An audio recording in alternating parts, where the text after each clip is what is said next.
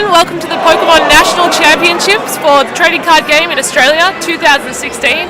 My name is Ellis Longhurst. And I'm Paul Coletta here. And we'll be your hosts for this weekend. 2 big days of Pokémon. Yeah, absolutely. So we've already hit 2 rounds down and we're going into the 3rd round, just started here. Looks like we've got a few well-known players on the stream today. We're looking at Henry Brand and Samir Sangwan. They're both from Melbourne. They've both made the World Championships a few times. Henry's a little younger, so more in the seniors division for him, although Samir Sangwan has definitely proven his worth quite a few years. Yeah, definitely. This year Samir has earned 365 championship points. That's pretty impressive. He's top 8 in 3 regional championships and got a top 16 in another one, so he's a pretty formidable opponent. And let's not forget the all-important LC that he won just last weekend. Yeah, definitely. His probably deck of choice has been Greninja, although at City Championships he played a lot of Night March.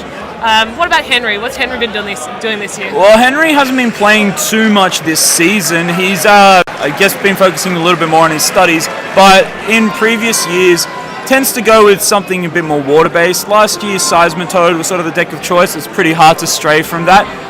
And today he's actually looking to play a Mega Rayquaza deck. Now, that's the colourless one in this case, not the Dragon-type one. Yeah, for sure. I mean, speaking of decks that are popular this year, though, we've actually got a breakdown of all the decks that are at this National Championships. We have 160 players, which is the most we've ever had at any kind of Nationals. An impressive feat here in Australia, let's say that. Yeah, definitely. The most popular deck by far is actually Night March, so there are 27 in the field.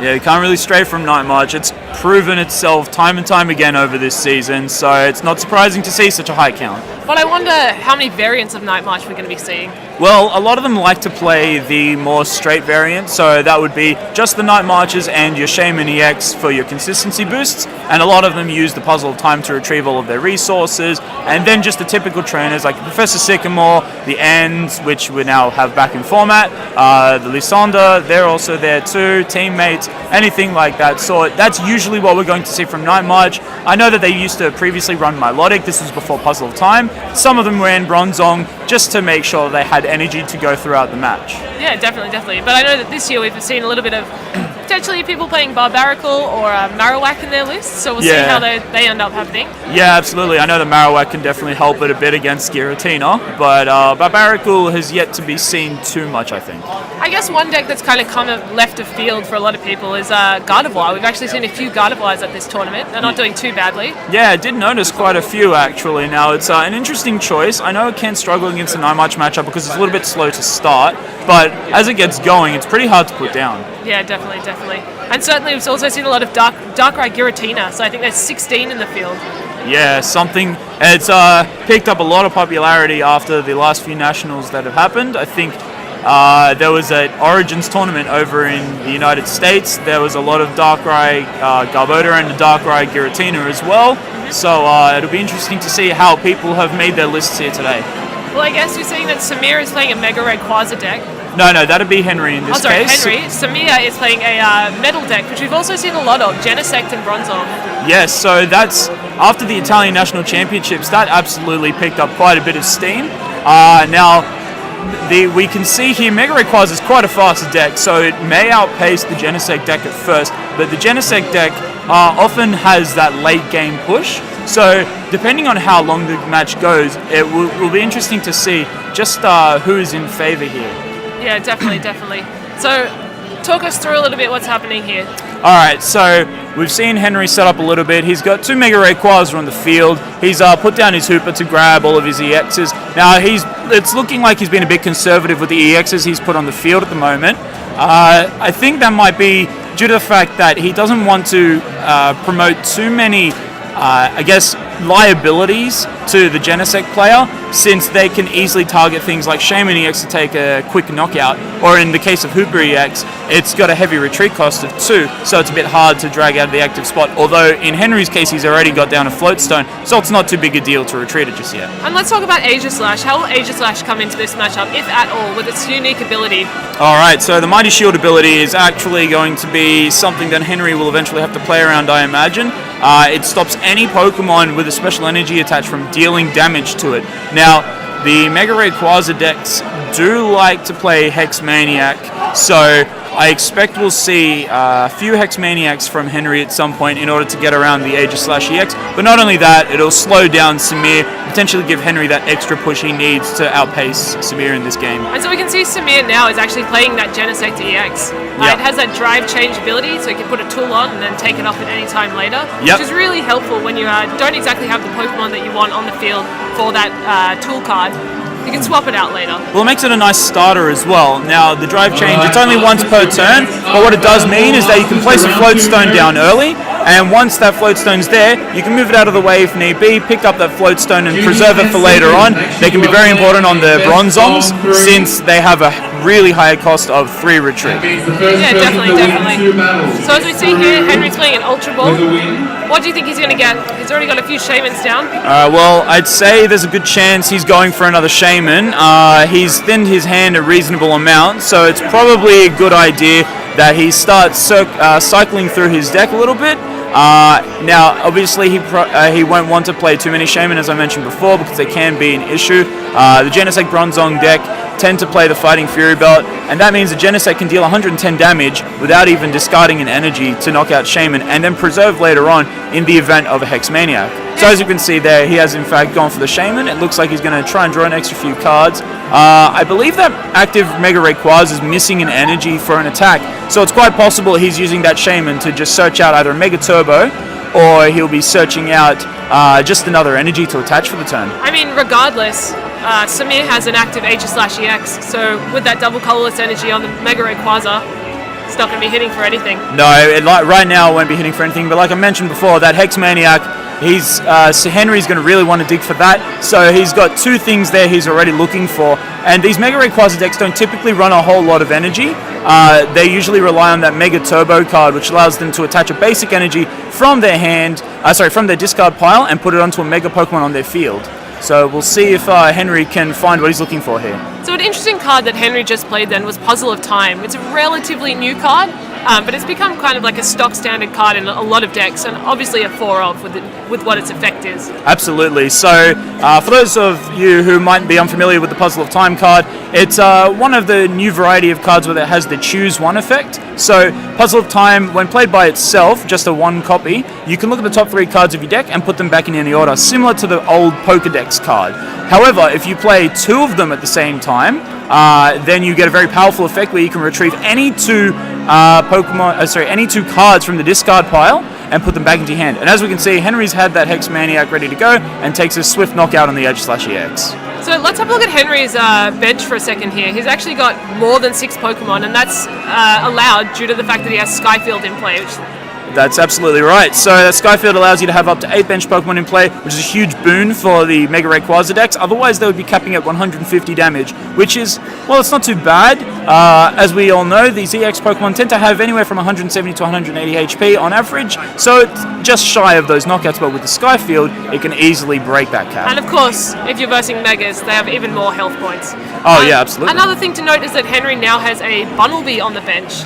What role does that have in a Mega Rayquaza deck? Okay, so Bunnelby here, it can retrieve cards with its Rototiller attack, and it can mill the opponent with its Burrow attack. Now, I feel like in this case, he's using it mainly for the Rototiller attack, and that just lets you shuffle any 1 card from your discard pile back into your deck.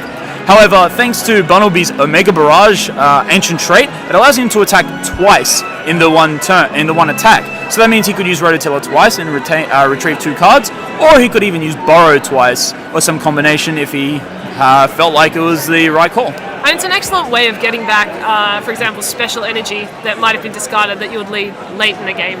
Alternatively, if your opponent's on a low deck size, you can mill them out of cards. Yeah, so another important thing about Bunnelby is that, unlike Puzzle of Time, which is an item card, Bunnelby's attack can be used regardless of whether or not there is an item lock effect in play. So against something like the Volplin Vespiquen deck, or even Trevenant or Seismitoad EX, when they've locked down your items due to their particular effects, he can't play this Puzzle of Time, so if he's lacking those special energies, Bunnelby's a great way to retrieve those energies, but not only that, it forces them to either go around it with Lysandre or have to go through the Bunnelby, which can make things difficult since Rayquaza already has 220 HP, and it's sort of the main target in the first place, and otherwise they'd be running through only EX cards.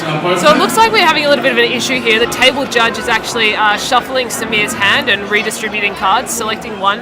Perhaps he drew too many cards. I would say I'm a little unsure as to what the issue is here. It almost looked like he attached an extra energy, but I guess they're getting that resolved now, and I think Samir just retreated his Bronzong and passed for the turn. Yeah, it looks like Samir's in a bit of a difficult position. Henry actually has two pretty big Mega Rayquazas almost ready to go. They can essentially just start one-shotting Samir's EX Pokemon and, taking those 4 prizes pretty quickly. Yeah, absolutely. So Samir's essentially just stalling by putting out a Bronzong and making it a bit of an uneven prize trade. Yeah, and it's usually a pretty good idea to do that. Unfortunately, the Bronzor is not exactly ideal, since the Bronzong from Phantom Forces has that Metal Link's ability, which allows you to attach 1 Metal Energy with the Metal Links once per turn. So obviously, with more Metal Links Bronzong in play, you can attach multiple energy. So losing this one early will make Samir struggle a little bit later on.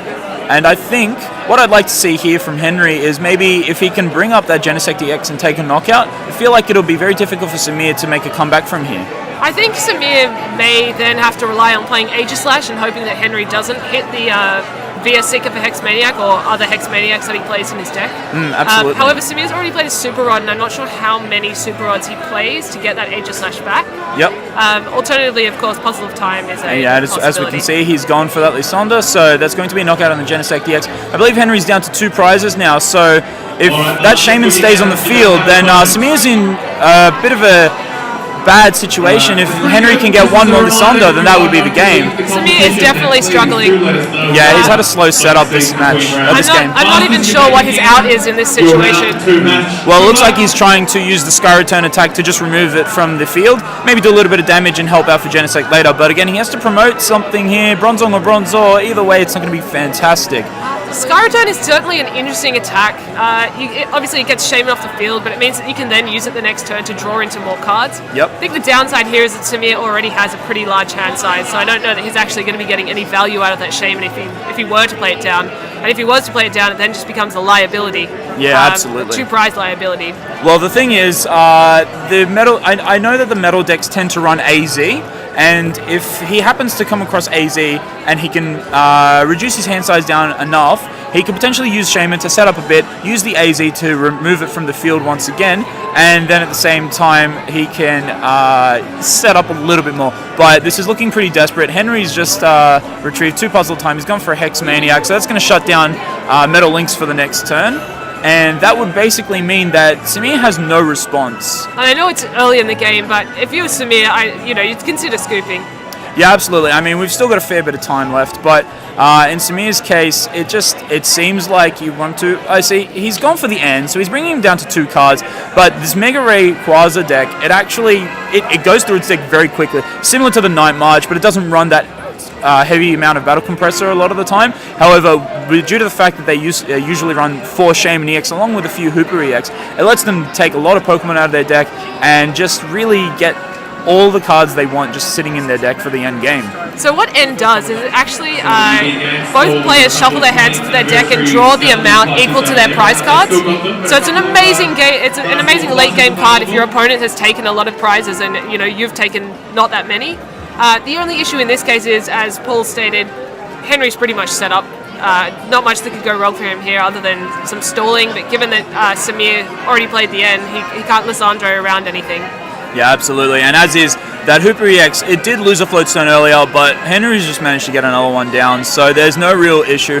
And you might think, oh, maybe he can bring up the Bunnelby or the Rayquaza on the bench due to their 2 retreat cost. So, it's less likely he's going to hit. He needs to hit that double colorless or a float stone. But the problem with bringing up that Mega Rayquaza, of course, would be if he can evolve it, then he's just got another attacker ready to go there. And the Bunnelby, well, that can just retrieve cards as necessary, or even just start using the Burrow attack.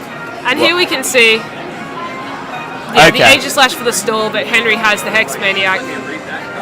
to come in and take the final 2 prizes? Yeah, it looks that way. So we'll be going on to game 2 now. I imagine Samir will elect to go first. These metal decks do require a bit of setup, and unlike the Mega Rayquaza decks, they don't have that Delta Evolution Ancient trait, which allows you to just evolve any Pokemon you put straight into play, or any of the evolution line you put straight into play. So that's why that Mega Rayquaza deck is able to get that Mega Rayquaza on the first turn and just start attacking. So given this matchup, hypothetically, if both players had the optimal start that they wanted, what kind of chance do you think each player has of winning? It was a little bit of a difficult one. Now, these metal decks have sort of come into their own only somewhat recently, due to the Fates Collide set coming out and giving them Genesect EX as one of their main attackers.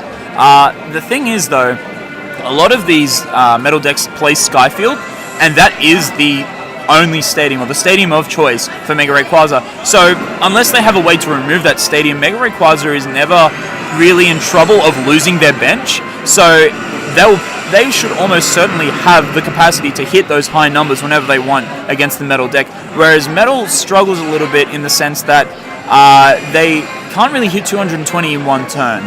Now, Genesect can get 6 energies down on it, but if you lose all those energies and then the Mega Rayquaza follows up with a Hex Maniac, it still puts them in a rough position there. Yeah, it certainly does. So we'll see how Samir decides to approach this next game. Is he going to go all in on one heavy Genesect, or maybe he'll go the Aegislash route? The Aegislash route definitely helps, but again, the multiple Hex Maniac that can be played throughout the game due to either Versus Seeker or Puzzle of Time will put Samir in a rough position. So it's definitely favoured to Henry, but Samir does have a few tricks he can work with in regards to things like the Aegislash EX, or even just using AZ to pick and choose what he leaves on the field. I think Samir might be starting with a Shaman EX, which is not necessarily that ideal. Is rough. We'll have to see how he deals with this one. I'm not sure that his deck plays double colorless energy, so he cannot just... Oh, it's a Bronzor. Alright, but Henry, on the other hand, does start with a Shaman EX. That's to be expected. These Mega Rayquaza decks very rarely play less than the high count of 4 of their Shaman EX. So it's really, you expect to see Shaman, but its 1 retreat cost means it's not the worst thing you could start with. I mean, it also means, because Henry's going second, he can actually attack with the Shaman. Yep. So he can always just Sky Return it back to his hand. While not ideal, because you want to get energy onto different Pokemon, if you absolutely have to, you know, that's an option available to him. Well, the nice thing as well about the Sky Return attack, if he was hitting into a Genesect EX, for example, it reduces its health by 30. So if they don't have that Fighting Fury Belt attached, it would only have 150 HP left. And if Skyfield didn't come into play, it would allow them to hit that 150 damage regardless of whether or not he had more than 5 bench Pokemon. Yeah, let's talk about Fighting Fury Belt for a minute, because that is certainly a card that's really come into its own. It's a staple for many different decks that are currently in the meta. Oh yeah, it's quite a powerful card to say the least. There used to be a very similar card a while back called Expert Belt, and this was looking maybe 7 years back now, that gave the Pokemon plus 20 HP and plus 20 damage, but at the cost of giving up an extra prize card. Fighting Fury Belt, on the other hand, its a drawback, I suppose, would be that it can only work on basic Pokemon. But given the plethora of very powerful basic Pokemon we have in this format, that's not really a drawback so much as it is just a huge boon to these basic Pokemon. Plus 40 HP can be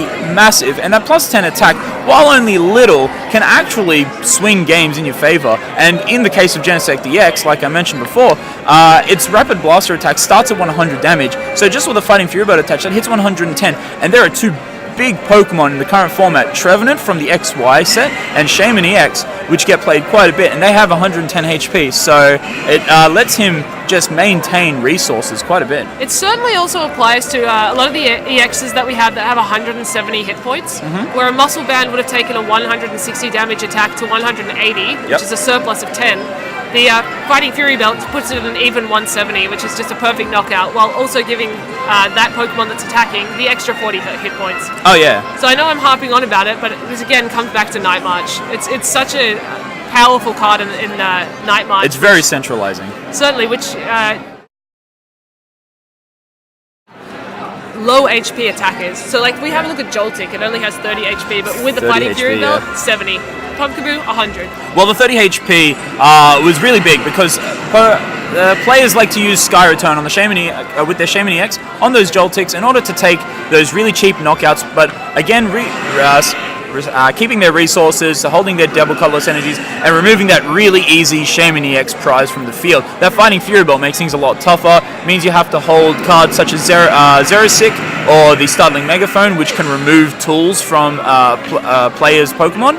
And even then, you don't necessarily want to use that on just one Fighting Fury Belt, because it means that they could potentially put down another 2 or even 3, depending on how many they play, and flood their field after you've used your removal card. So knowing that Night March is such a big deck, this entire season, I guess last year you could look at Seismitoad Shaman as being the defining deck of the Nationals. Yep. This year it's most certainly Night March. Given that, how do you think these players went with their meta call? So do you think Samir made a good choice with his metal deck, and do you think Henry made a good choice with his Mega Ray?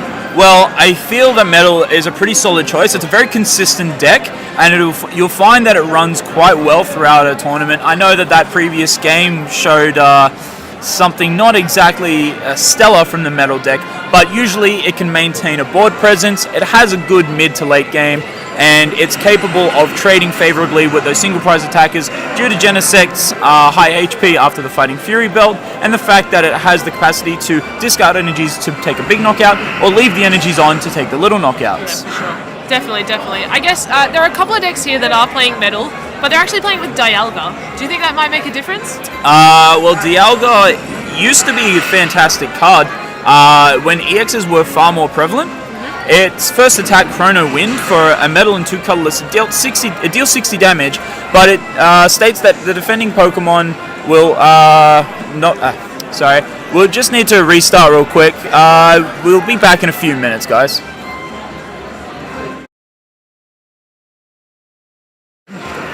Alright guys, welcome back. Sorry, we had a few technical difficulties. We're still in Game 2 of Round 3 of the Australian Pokemon Trading Card Game Nationals for 2016. Man, that's wordy. Henry Brand on the right, Samir Sungwan on the left. Looks like we're well into Game 2 now. What can we see? So Henry Brand is pretty set up once again, similar to Game 1, and Samir is struggling a little. He only has 1 Bronzong on his side, and of course with the metal deck, the aim is to get as many Bronzongs going as you can. Yeah, absolutely. At the start. Now, the metal deck, as I mentioned, these Pokemon can actually keep those energies on them. Aegis/EX, its attack is Slash Blast. For 3 colorless energy, it deals 40 damage, but for every metal energy it has equipped, it does 20 more damage. So this Pokemon doesn't discard its energies, and Genesect EX can, but depending on what it's playing against, it doesn't necessarily have to. So in this particular case, Metal Links is pretty important to get out early to make sure that they have the energies, and then after that they can stagger them a little bit. Yeah, definitely. I mean, unfortunately, again, technical difficulties. However, what I saw from Henry's side, he didn't have a float stone on the Hooper, so that could come back to bite him later on if Samir is able to Lissan decent retreat cost, so it's difficult to get out of the active if they don't have the means to do so. Yeah, absolutely. I mean, the decks sometimes play the AZ card. Again, it's a supporter card. It lets you pick one of your Pokemon on the field and put it straight back into your hand. However, you do have the downside of discarding all the cards attached. So only the Pokemon, any evolutions, they're fine. But if you have something like the Fighting Fury Belt attached or any energy, they go straight to the discard. In the metal deck, however, that's not necessarily a bad thing. And you can see it combos really well with the Genesect EX. Drive Change allows you to remove the tool, and when you put those metal energies in the discard from the AZ, they can go straight back on with the Metal Link. So it's actually a really nice combination there. For sure. So instead of being a downside, it's actually a strategy in some cases. Yeah, absolutely. It's a fantastic combination. It helps with the prize denial. The metal deck really does have a lot to work with. So if we have a look now, it actually looks like Samir is actually able to attack with that Genesect. He's attacking with choosing to discard 1 energy from the Genesect to do some damage. Yeah. Is that if he puts 120 down now, later on he can go into 100 damage and take the knockout on that Mega Rayquaza, which has 220 HP. Yeah, there's no need at this point to be discarding so many energy. It's all about working out that perfect math. Yeah. So, as we can see here, the Genesect's still got 2 energies on it, but there are no Bronzong on that field, and that could be a big deal if Henry is able to take that knockout now. And it actually looks like he may be able to. Well, let's see. He's got 6 Pokemon on the bench, and doesn't look like there was a Fighting Fury Belt on that Genesect. So, again, Samir's looking like he's in a rough spot. This is pretty abnormal for the metal deck, to be totally honest. It's usually quite consistent. It usually has a high count of the supporter cards to draw through the deck, like Professor Sycamore and N. It has Ultra Ball to search out Shaman EX in order to keep drawing through the deck. And the metal energies can just go into the discard pile. But not only that, if we look at the Italian national results, the player who first, I guess, popularized this particular archetype, he was playing Max Elixir in his deck. Now, that card lets you look at the top 6 cards of your deck, and if there's a basic energy there, then you can put it onto one of your benched basic Pokemon. So I'm not really sure what Samir's options are here. I mean, he's playing an N. Sometimes Ns, I feel, a little bit in desperation, trying to stall your opponent out. This N would be great if Samir actually had an opportunity to knock out the Mega Rayquaza right now, but his field is looking pretty sparse. So what is he going to need off this? A Bronzong, a Floatstone, Energy? Realistically, if he wants to fill up his board, he needs to see a few Bronzor, and he probably needs to see maybe one Bronzong, set up the Genesect a little bit, and a Fighting Fury Belt just to try and protect it. It's, like I said, there's a lot of cards that come off that end. He is gaining 6 cards, and he did get another Bronzor, but Henry's getting a lot more than the last time Samir played N. I'm pretty sure that I saw a Bronzong in his hand, but it might have been that Bronzor. Other than that, though, he's got an Ultra Ball and an N as well, so he could be looking to play a Shaman if he has another one left in deck. Yep, absolutely. Well, I mean, it looks like he has a Genesect EX, although he's contemplated not putting it down, just to make sure that he doesn't have it picked off prematurely. And that's just a pass from Samir, and that's pretty disappointing. He didn't even get an energy down, so it's going to make it tough in the coming turns. Yeah, absolutely. So we'll see what Henry goes for now. Trainer's Mail, very nice consistency card there. Lets you look at the top 4 cards of your deck and just take any trainer card except for Trainer's Mail itself. As you can see, he's taken the Lysandre, so I'd say that Genesect DX is probably not going to be lasting too much longer. Again, Henry's best bet is usually to go with whatever he can take at the time. You never know if he never necessarily knows if his opponent plays a particular card to take against that Sky Field, and then he may not have that knockout later on the Genesect. So if we have a look, he got the Lysandre, but he's also playing 2 puzzles at a time, and so he's really setting himself up for the next turn to take the last prize once he's taken these 2 prizes. It really looks like he retrieved an incredibly strong hand off of that N to 4 by the looks of it there. A Trainer's Mail, 2 puzzles at a time. Okay, so it looks like we're back again, which is pretty cool.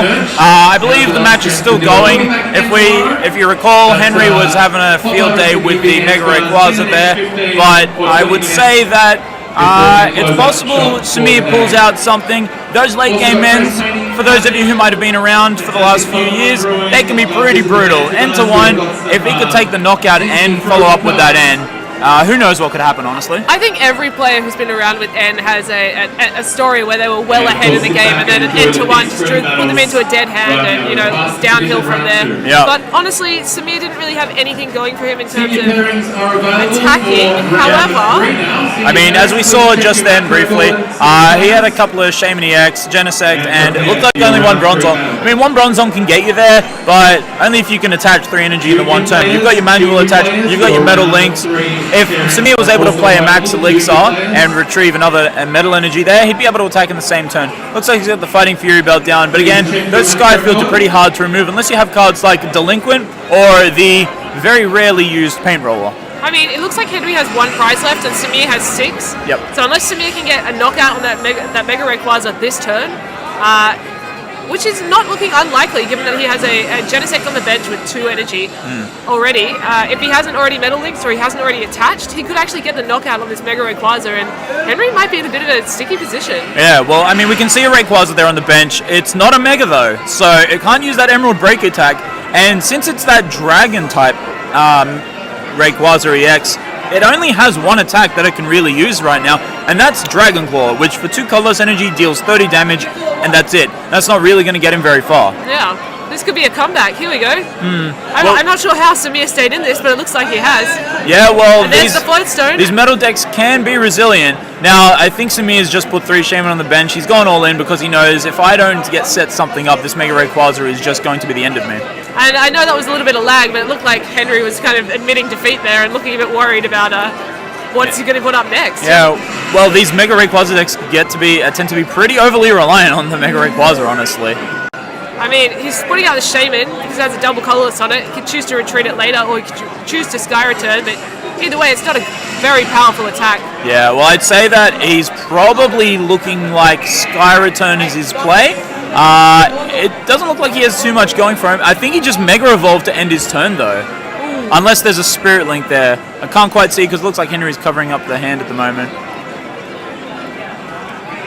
It looks like the play continues. He's playing another card, so Alright, maybe that was so an energy card. it would appear as though it's Spirit Link there. So that's fine. So then a Hex Maniac to slow him down. Now that Mega Rayquaza only dealing 120 damage with the bench he has, but that's enough to take out a Shaman on that bench over there. So all Henry needs to do next turn, as long as that Mega Rayquaza doesn't go down, which it doesn't look very likely again, he just benches that Shaman, set up, and if he can retrieve even a Versus Seeker, 2 Puzzle of Time, then it looks like he's good to go. But I think Samir might be trying to throw that off a little bit. So he's going for the end. That'll put Henry, again, down to 1 card. Yes, although Henry getting that Shaman back can help. I mean, an Ultra Ball won't be too fantastic right now, but if he top decks that Shaman out of any of his 2 cards from the 1 and then his top deck from the turn, he could be in a good position. Or even if he just gets a Versus Seeker, honestly. Yeah, it's an interesting...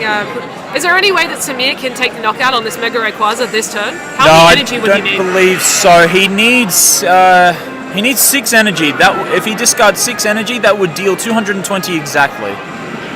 Which doesn't look likely, although he also has a Fighting Fury belt, but in this case, the extra 10 is not relevant. However, the extra 40 is highly relevant. Yeah, absolutely. Now, that Genesect's taken 30 damage, so it's gone from 220 to 190. It does make it a little bit easier for Rayquaza, since, again, that would mean it only needs 7 as opposed to 8 benched Pokemon. Although, I doubt Henry's going for that. I think he's going to try and go for that easy knockout. So, he's... That's why we play 2 Hooper in these decks, because they let you search out 3 EX Pokemon with that ability, Scoundrel Ring, and obviously, because Henry put back that Shaman, that Shaman, he may, doesn't look like he has too much else to go for. Doesn't matter. With the Shaman, he just draws his hand back up to 6. That's true, though. It would be nice if he was able to take out any basic EX Pokemon due to that Sky Field, since it would give him a better chance of retrieving exactly what he needs. This is true. Puzzle of Time, so he can see there right now. I think he's burning his deck to hand to 0. He can see right there and then if he's going to draw Versus Seeker off of those 3 cards. And get the Lysandre for the win. Exactly. Or even still, he's still got 3 extra cards after that to try and dig further. So I saw a couple of irrelevant cards, like I did see a Skyfield. There was 1 in play already, so it doesn't look like you can play that. Yeah, no luck on the Skyfield there. That stays in your hand. DCE means he can attack. Yep, that's absolutely right. But I'm not sure. I feel that if he had the VS Seeker, he'd be playing Trainer's it pretty quickly. All right. Well, his hand is his deck is pretty small at this point. Say if he gets it, that's it. I would have thought he would have played it pretty quickly if he had it. But yeah, an Ultra Ball. Oh, that is not what you're looking for. Postman did not deliver. Unless he's trying to deliver the strongest knockout possible against that Genesect EX, I'd say that there's a chance that he's not taking the knockout this turn. Although, let's see. Oh no, that's right. He's got the 210 damage there. Never mind. Bumblebee taking it for the win in unconventional way. Oh, the little rabbit there. The little rabbit that could. And it would look like Henry's going on to a 3-0 record into round 4. Interestingly, another deck that we have on 3-0 at the moment, I've just been told, is actually a Sceptile deck. A Sceptile deck? I do know that the player who is playing the Sceptile deck anticipated there would be a lot of water, a lot of Seismitoad, and to be fair, there are about 10 water toolbox decks, 12 Greninja, so it was a pretty good metagame call, actually. Well, 24 out of 160 may not sound like a lot, but when you look at that as far as percentages go, well, Mega Sceptiles, there's a chance you're going to hit one of those water decks, and that's going to be a nice matchup for you. Mega Sceptile being able to heal off any damage on the bench Pokemon as long as it attaches a grass energy with its Jagged Saber attack, and a lot of these water Pokemon in the format are weak to grass. Seismitoad EX, Greninja, and any variant of Greninja basically, all weak to grass. It's a pretty tough weakness to have at the moment, so... Even if we consider the weakness, if we just put the weakness aside, Greninja just doesn't stand a chance against Sceptile. Yeah, so again, these ancient traits coming into play. They're only around for 3 sets, but they've made a bit of an impact.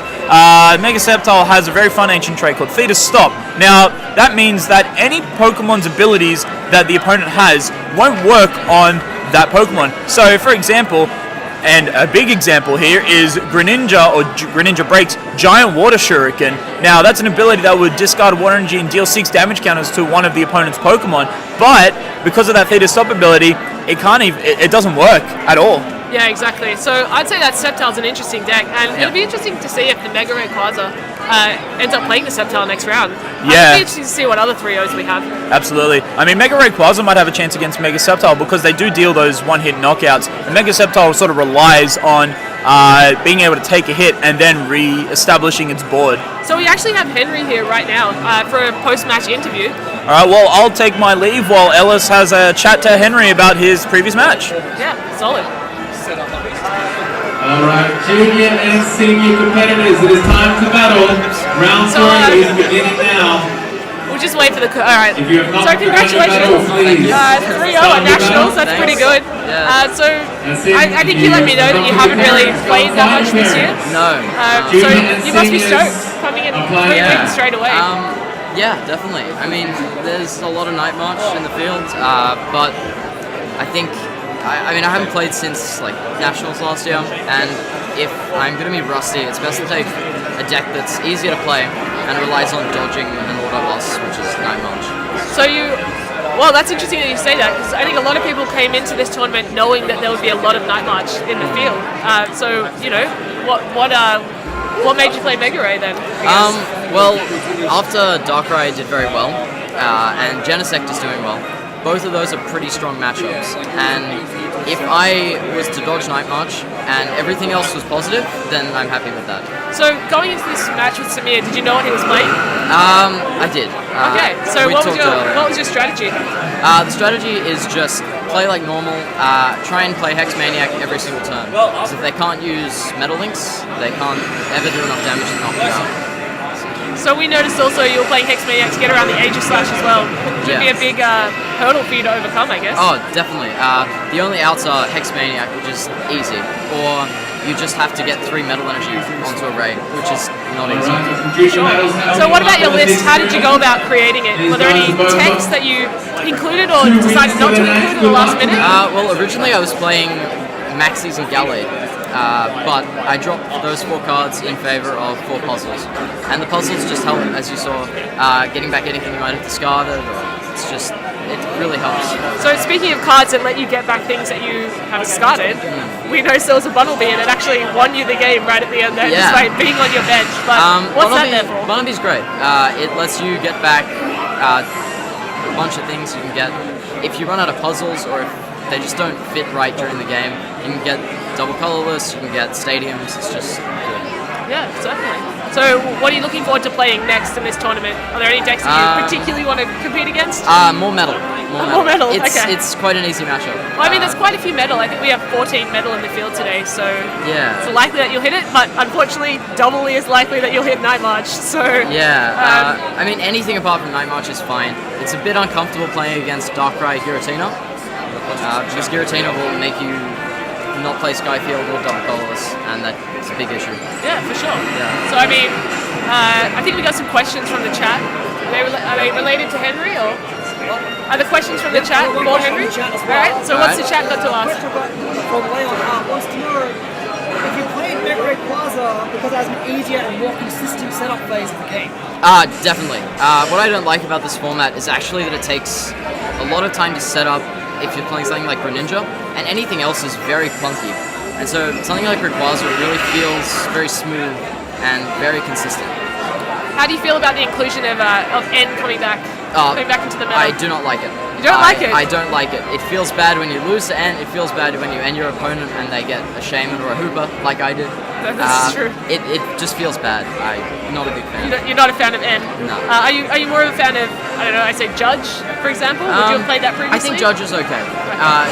It doesn't reduce your hand size to 1, and it's more, if you're going to play Judge, you've built your deck around it rather than just throwing it in. This is true. Alright, right, well, good luck for the tournament. Thanks, Henry. Ellis. I guess we'll hopefully see you in Top Cut. Hopefully. If you do happen to make top 8, will you be going to Worlds? I will. Invite? Yeah. Okay, well, good luck with that. Hopefully Thanks, we'll see you in San Francisco. Yeah. See ya. All right, guys, we're going to take a break.